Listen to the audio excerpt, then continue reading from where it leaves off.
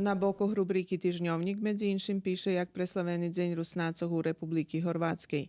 Нашо места інформуju o veci akcijoh ušorjovanja u Verbaše, Kocure i Ruskim keresture i aktualnostoh zos keresturskej školi.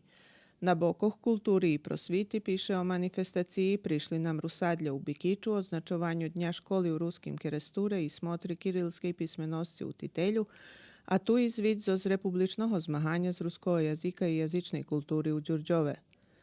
Mozaik dava zvid zo štvartej naukovej konferenciji studentoh, mladih naukovcoh i fahovcoh, a rubrika Ljudze rok i život u bešedi z Oliveru Hardy doznava o jej dzešedzročnim prebuvanju u Kanadi. Čitače može upoznati Vladu Sejankovića z Kerestura i Janka i Janu Kišovih z Novoho Sadu.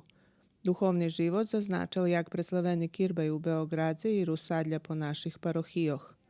Sport popri rezultatoh naših fotbalskih i šahovskih kluboh u svojih prvenstvenih ligoh piše o turniru u stolnim tenisu u ramikoh sportskih baviskoh Jaša Bakov, a ponuka i rozvarku s poznatim trenerom z Verbasu Nenadom Njaradijom. U tim čišlje jak dodatok višlo ruske slovečko.